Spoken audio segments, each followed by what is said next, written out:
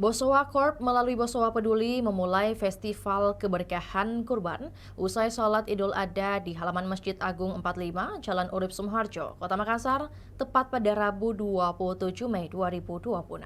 Pimpinan Bosowa Peduli Hafid Timur Mas'ud memimpin prosesi kurban. Ada 98 sapi dan 37 kambing.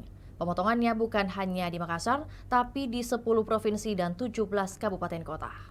Di Makassar, kata Hafid, 26 sapi dipotong.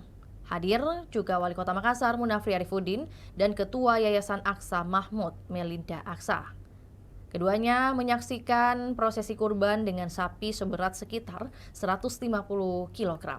Pembagian seluruh sapi disebutnya bisa menjangkau hingga 7.000 lebih penerima manfaat.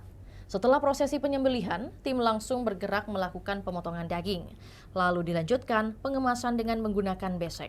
Khusus di Makassar, Hafid menargetkan proses kurban berlangsung 2 hari, Rabu hingga Kamis, 27 hingga 28 Mei 2026. Selain kurban, Festival Keberkahan ini juga membuka stand UMKM, sehingga masyarakat yang ingin menunggu daging kurban bisa sembari berburu kuliner. Sementara itu, Wali Kota Makassar Munafri Arifuddin mengapresiasi peran Bosowa Corp dalam berbagi terhadap masyarakat yang membutuhkan. Menurutnya, aksi sosial sejatinya menjadi tugas bersama. Dibutuhkan kolaborasi dari pemerintah dan pihak swasta. Itulah tadi berita hot news kita pada hari ini. Saksikan berita hot news lainnya hanya di kanal YouTube dan Facebook Tribun Timur.